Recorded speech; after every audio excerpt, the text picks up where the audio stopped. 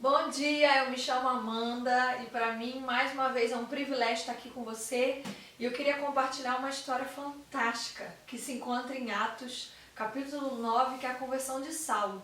Então se você tiver com a sua Bíblia aí por perto, abra em Atos capítulo 9, a gente vai ler a partir do versículo 1. Eu queria ler alguns versículos, comentar algumas partes, ler pausadamente para a gente poder fixar bem essa história tão importante. Atos capítulo 9, a partir do versículo 1, diz assim: Enquanto isso, Saulo ainda respirava ameaças de morte contra os discípulos do Senhor. Dirigindo-se ao sumo sacerdote, pediu-lhe cartas para as sinagogas de Damasco, de maneira que, caso encontrasse ali homens ou mulheres que pertencessem ao caminho, pudesse levá-los presos para Jerusalém. Saulo, ele antes era um perseguidor do evangelho. Ele foi um homem que atrapalhou muito a expansão do reino, o crescimento da igreja. E aqui ele pede autorização para poder prender os homens e mulheres do caminho que ele encontrasse no meio da sua viagem. Pessoas do caminho eram pessoas cristãs, pessoas que professavam fé em Jesus. E Saulo aqui queria atrapalhá-los. Vamos continuar. Versículo 3. Em sua viagem, quando se aproximava de Damasco, de repente brilhou ao seu redor uma luz vinda do céu. Ele caiu por terra e ouviu uma voz que lhe dizia: Saulo, Saulo, por que você me persegue? Saulo perguntou: Quem és tu, Senhor? Ele respondeu: Eu sou Jesus, a quem você persegue. Levante-se, entre na cidade, alguém lhe dirá o que você deve fazer. Os homens que viajavam com Saulo pararam emudecidos. Ouviam a voz, mas não viam ninguém. Saulo levantou-se do chão e, abrindo os olhos, não conseguia ver nada. E os homens o levaram pela mão até Damasco. Por 3 dias ele esteve cego, não comeu nem bebeu. Aqui a gente vê um ponto ápice dessa história, que é o momento em que Saulo tem um encontro pessoal com Jesus. E foi um encontro sobrenatural, a ponto dele perder a sua visão. Vamos continuar no versículo 10. Em Damasco havia um discípulo chamado Ananias. O Senhor o chamou numa visão. Ananias, eis-me aqui, Senhor, respondeu ele.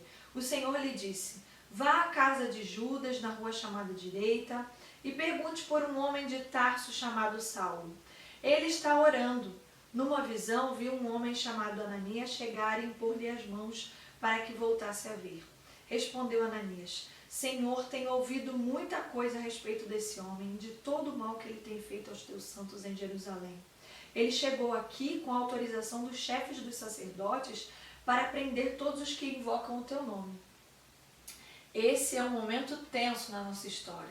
Ananias, já servo de Deus, nesse momento questiona o Senhor. Ele já conhecia a fama de Saulo e sabia que Saulo era um homem perigoso para os cristãos. E Ananias, ele questiona: Senhor, ele tem autorização para acabar com os cristãos. Ele não queria fazer a tarefa que Deus tinha lhe pedido para fazer. Ananias parecia estar com medo. Mas vamos continuar no versículo 15, que diz assim: Mas o Senhor disse a Ananias: Vá, este homem é meu instrumento escolhido para levar o meu nome perante os gentios e seus reis, e perante o povo de Israel. Mostrarei a ele o quanto deve sofrer pelo meu nome. Vamos encerrar nossa leitura lendo o versículo 15. Mas o Senhor disse a Ananias: Vá, este homem é meu instrumento escolhido para levar o meu nome perante os gentios e seus reis, e perante o povo de Israel. Mostrarei a ele o quanto deve sofrer pelo meu nome. Deus escolhe Saulo para ser instrumento de justiça. Deus, ele responde os questionamentos e o medo de Ananias, mostrando para ele que apesar de quem era Saulo, ele agora o tornaria como instrumento para poder levar o seu nome, para poder sofrer pelo nome do Senhor. Não importa o quanto Saulo fez de errado no passado, em Jesus, a partir de agora, ele ganha uma nova direção. E é nesse ponto que eu quero chegar com você. Eu não sei quem que você era, o quanto você se sujou na lama do pecado, mas todos nós, sem Cristo, somos totalmente ímpios, somos pessoas direcionadas a fazer coisas erradas, a viver uma vida na imundícia do pecado. Mas em Jesus a gente é capaz de ter uma nova história. Ele escreve uma nova história pra gente, totalmente transformada. Ele transforma todas as áreas da nossa vida e nos usa como instrumento da tua justiça, como instrumento para levar o teu amor. Eu não sei quem você é nessa história, se você é Saulo, um perdido, alguém que precisa encontrar a luz de Cristo para poder ter a vida transformada, para poder ter uma nova história, para ser uma nova criatura. Ou talvez você seja como Ananias, um cristão, mas um cristão que duvida daquilo que Deus pode fazer na vida dos outros. Alguém que interroga Deus, que questiona: Senhor, mas fulano faz tanta coisa errada, será que é capaz de haver uma mudança verdadeira na vida dele? Será que o Senhor é capaz de transformá-lo num instrumento da tua verdade? Será que a conversão do fulano foi real? Alguém que fica questionando Deus. Eu não sei se você se parece com Ananias. Ou de repente você não se assemelha nem a Saulo nem a Ananias, mas você, como um cristão, é alguém que vive se acusando dos próprios erros, das falhas do passado, de pecados que você cometeu anteriormente. Sua mente te acusa, e não só você, mas o próprio inimigo, que ele é acusador, aponta o dedo para você. Eu tenho algo para te dizer: não deixe que o teu passado te impeça de prosseguir. Saulo deixou o passado ser passado na vida dele.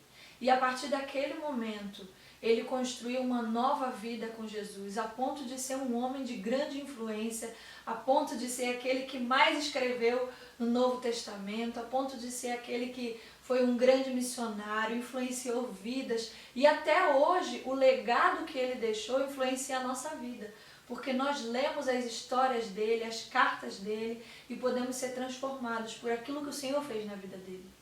Deixa o seu passado ser passado. Não permita que as coisas que você praticou anteriormente te impeçam de progredir no futuro. Se você mesmo não se perdoa e se condena, eu quero te dar um lembrete.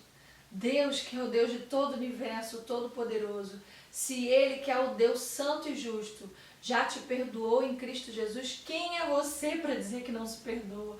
O próprio Deus já te perdoou, o próprio Jesus te comprou com sangue precioso e santo lá naquela cruz. Deus libera o perdão para você. Não deixe sua mente te acusar. E se lembre da palavra de Deus em 1 João capítulo 4, que diz que maior é o que está em nós do que aquilo que está no mundo.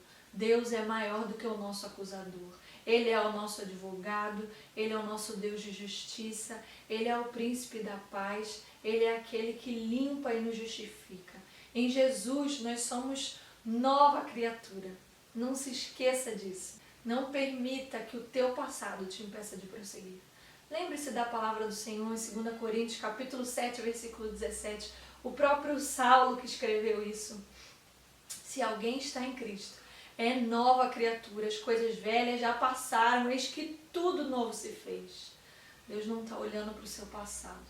Deus está olhando para a sua posição agora em Cristo, como alguém justo, como alguém transformado. E use tudo aquilo que você viveu, que você passou, que você sofreu, não para se lamentar por tudo que você já praticou, por tudo de errado que você fez, mas use como um testemunho para mostrar ao mundo que onde abundou o pecado, em Cristo, superabundou a graça.